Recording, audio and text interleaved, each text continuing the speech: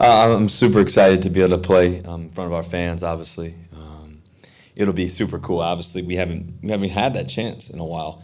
It was awesome going back to Indy because there were so many people there that were wearing Seahawks jerseys. So that was pretty cool. And when we won the game, I got to run around the field. So that was pretty cool. It felt like we were at home. It felt like we were in London again or something too at the same time. So just because it seems so distant, we haven't had that. But to be back in Lumen Field to play at home, I know for the guys who haven't had that experience, guys like Jamal, guys like Gerald's played here, but on the other end of it, just different players, they haven't had that experience. For our rookies, for our second-year players. So it's just great to, that we can all be together again, the blue and green, and I know it matters to us all, and to be able to do this and perform at the highest level. The numbers from last week. What stands out to you about the balance of the offense, the run pass, and just the number of passes thrown? I think the most important thing is us being extremely efficient in every category. I mean, I think that's the biggest thing. Not just efficient, but effective. It's a difference, I think, in a way. Efficiency is good. You're making your plays, you're moving the ball and all that. But I think also, too, each play is extremely effective. We're really getting the ball into the end zone. We're finding ways to score in different ways. I think the guys are so confident in what we're doing and how we're doing it. It feels really good. I know we didn't play preseason. I think everybody was worried if we didn't play preseason what it's going to be like. But the year before we didn't either. So I think that we have a lot of extremely knowledgeable guys. I think about the guys up front. I think about how knowledgeable Dwayne Brown is, how confident he is in his approach every day. D. Lou to go from right guard, played center last year for a hot game, and then went to left guard now, and is battling at left guard, doing a great job. Kyle stepping in there, doing such an extremely good job in there for us, and he's so intelligent as well. Big Gabe Jackson, I mean, he's one of the best guards in the game. To be able to get him on our football team, the tenacity that he plays with, the energy. And then Shell, I mean, he had one of his best games, and he just continues to rise to the occasion. So love that about those guys, and they're so smart up front. So it helps. I think from the playmaker standpoint, the guys who get to touch the ball and score points, there's so much versatility there. And it's really challenging for a defense because you don't know who to guard. You don't know where I'm going to go, what I'm going to decide or this or that, because I have so much confidence in each guy. And that's a great feeling as a quarterback. I think it's a great feeling as an offense as a whole that we believe in each other. We believe in what we can do and how we can do it. And we want to be super efficient. We want to be effective. We want to be able to play fast, but also slow it down if we need to, and this and that. So every time we touch the ball, we can score, and that's a good thing. You had a chance to get your 100th career win on Sunday. You would be the third fastest player to get to that mark. What would it mean? You talk a lot about legacy. For you to join Tom Brady and Joe Montana as one of the three quarterbacks to do that in under 150 starts? Every day I wake up, I tell people, they ask me, well, what's your job? Like, what can you explain to me what your job is, as a quarterback, somebody who may not know football as much or somebody who just wants to know deeper. I say I have one simple job. That's to help the Seattle Seahawks win. And, it's a job that I love. It's a blessing to be able to do it. Every day I wake up, I strap on my cleats, and I come to work. And whether it's in the off season, early in the mornings, late at night, if it's during the season, obviously, that's what I'm built to do. And so to be in the same category as a Tom Brady or Joe Montana in my first 10 years, it's a blessing. Haven't done it yet. Got to go win and find a way. And so for me, the biggest thing is just keep going, keep winning. That's what the game's about. Anything else is not in my mindset. So every day I wake up, it's to win, and it's to help our team win and provide and have great habits in our approach and how we're going to do things and at the highest level possible. I've been fortunate to be able to play some against the greatest quarterbacks, obviously Drew Brees, Peyton Manning, Tom Brady. Didn't get to play against Joe, but just when you think about it, those guys I've really respected along the way and how they've done it and how they've been so successful over the years, and hopefully I can keep going. Pete was telling us about a basketball game he had with you your rookie year, kind of right before the season, and how he was kind of telling you about it. The journey's going to start now, and all we're going to get through, and all of that. Do you have a memory of that game at all, and what happened? Well, I think he's talking about the day he named me starter. I think that's what he's talking about. Yeah. So Coach Carroll, happy birthday to him yesterday, by the way. it's crazy. He's in the 70 range now. But anyway, so back in 2012 when I was fighting for the starting job and coming here every morning trying to get have my opportunity and everything else. I never forget, Coach. It was after the Chiefs preseason game. Got to start that game and played pretty good and everything else. And then Coach calls me out. He has one of the trainers or one of the equipment guys come get me, and he's shooting outside. We used to have a hoop outside, Mo's office kind of area. And I'm like, okay, this is weird. So I go outside. He's like, hey, you want to play basketball? I'm like, not really, And so he's like, let's 3-point contest. I'm like, all right. So anyways, he's like, I want to tell you something, man. You're gonna be our franchise quarterback. You're gonna be the guy. You're gonna be the starter. My eyes lit up. I was just thinking about my dad and thinking about all the hard work. Thinking about all the hard work. Early morning, my dad hitting me grounders. I was thinking about the early mornings. I used to go into my high school gym back in 9th grade, 10th grade, 11th grade, 12th grade. And we had this lady at church back when I was young, Cincinnati, Ohio. She was like 100 years old almost. And she used to bust up in the church. She said, I feel good this morning. Yes, I do. Yes, I do. I feel good this morning. And that was like my mentality. That's always been my mentality, man. Like every day, I'm going to bring everything I have. I'm going to leave it all out there. And I think attitude's everything, And so for me, just to be able to get the opportunity to be a part of this team in my rookie year and to be able to play right away and to be playing, fighting for my 100th win and regular season win, and then also to just play a lot of football games. And it's been a lot of fun. And you can't take it for granted. It's just every day, it's a lifestyle. It's a lifestyle. I think I've said this before to you guys, but a lifestyle can't be random.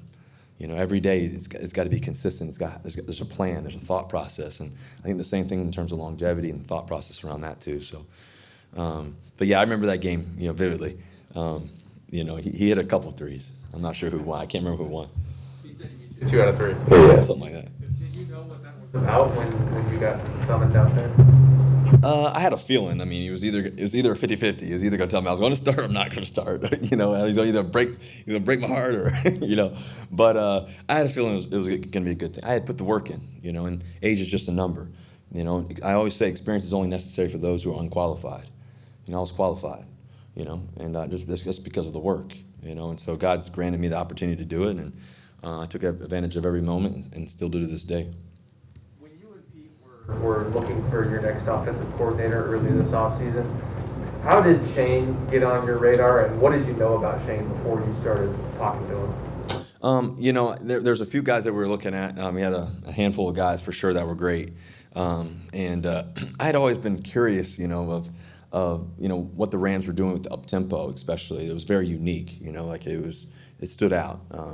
Obviously we've done a lot of great things in our offensive schemes and all the touchdowns, all the plays, and all the wins. So you want to keep a lot of that too. But I was really curious that there was a differentiation with what Shane was doing in terms of the tempo, and obviously Sean McVay and all those guys. And so I think that his experience, I was, when John Schneider and Pete and I talked about, who the guys could possibly be, that was one of the things that stood out, and I think for me, that was something that definitely mattered in the sense of, what can we be? How can we be slightly different? What can we add? How can we continue to challenge? And that was really cool to me. Obviously, Shane had been also experience is pretty cool too. He had been at Patriots. He'd been somewhere with championships and experience around that. He'd been at Washington with Sean, Kyle Shanahan, those guys. Obviously, being in the Rams too as well. So there was a lot of knowledge there, and I think whenever you can have that knowledge and depth of the game, it's always helpful. What did you hear from him, or what do you felt like you needed to hear from him in maybe your early conversations with Shane? Well, the first thing is always confidence. You gotta have great confidence. And when you're calling the game, you gotta have that. And so when we got to talk, I could feel that. I could feel the knowledge and all that. Obviously, I know the game too, so it's, it's like you guys knowing how to write well. It's like it just it. So for me, it was one of those things that we definitely clicked right away. And then second part was. We had some fun. We went through some. I had him. Hey, let's call me a game. Call a game for me. Let's go through some series, and that was interesting because his mind clicked in. I wanted to see how he would react. We're on the Zoom call, so hey, like, call several series for me. Or, hey, we're down by 7. Here we go, first quarter, boom, boom, boom, and then we just went through that.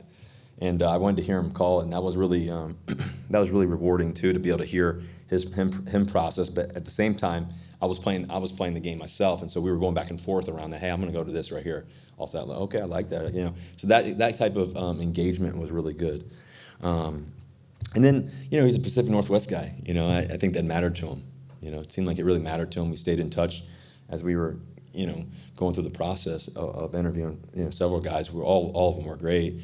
But you could tell, he really wanted the opportunity, and he could be a great coach in a big way. Obviously offensive coordinator, but also head coach, that kind of mind. And so it was a great thing. I'm not sure Tennessee's week 1 numbers are indicative of how good that team is. What does Janoris Jenkins bring? Well, their whole defense, is extremely talented. They do a great scheme. Shane Bowen, their defensive coordinator. They got obviously Coach Vrabel, who's one of the best to do it, and especially as a player and a coach. They propose a lot of challenges, and we have to be really, really on our stuff. We got to be really understanding what they're trying to do, the different personnel that they bring in, the different fronts, and all that. And we got to be efficient and effective, like I talked about earlier. But I think the biggest thing is it's going to come down to making plays. Obviously you got to win your matchups. You got to when they do go man zone, we got to be able to strike them and make plays and get conversions and and just continue to stay on the field. I think that's the biggest thing. They do such a good job on the other end, on the offensive end, of running the ball and extending out the clock and doing those kind of things too. And then they got playmakers. At the running back position, obviously Tannehill's a great quarterback, and then you have the receivers they have too. So we got to be able to play great football. This is a playoff game. This is what it is in that sense. Great two great teams going after it, and we have a lot of respect for how tough they are and how they play. And so we got to be our best. How did you end up going on the Peyton and Eli thing Monday night? Did you enjoy that experience of kind of doing all that? Yeah, it was great. They asked me to hop on with them, for the fourth quarter, and I have a pretty good relationship with Peyton and got to know Eli over the years. So it was a blast. Obviously to be on there with Peyton and Eli, 2 Hall of Famers.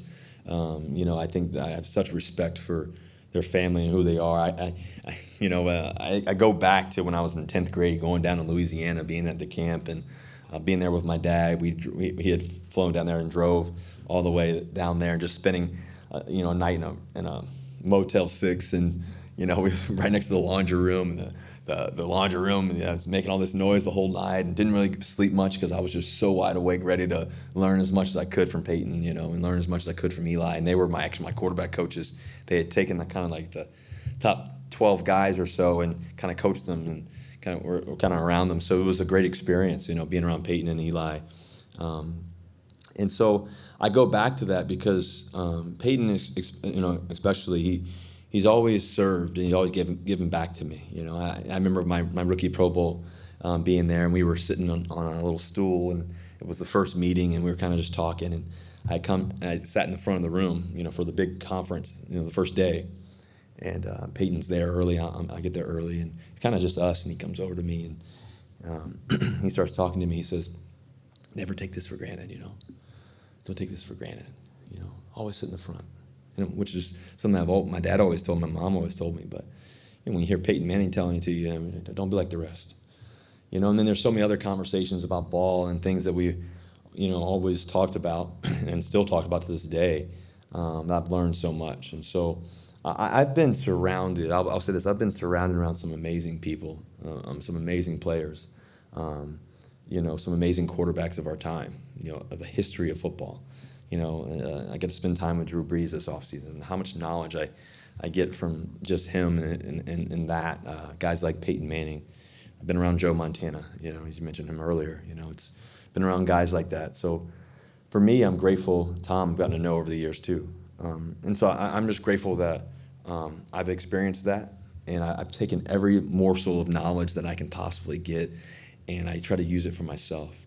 And then now, going into my 10th year, all I want to do is give back, give back the game. That's respecting the game. That's respecting the process. That's the part that I love to do the most. And so, I got a lot of high regard. So to be able to talk on Monday Night Football and to talk about those, the game and be an analyst in a way from our vantage point is something that I've always loved doing. Obviously because I love the game, and to be on there with guys like Peyton and Eli who love the game just as much is always fun. So it was a blast. It was a great time. I mean, it couldn't have been any better. Couldn't have been any more fun.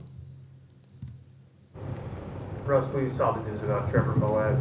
Obviously, you were very close with him. How does that hit you? Yeah, yeah, this may be tough for me to talk about, but I think about the first time I met Trevor.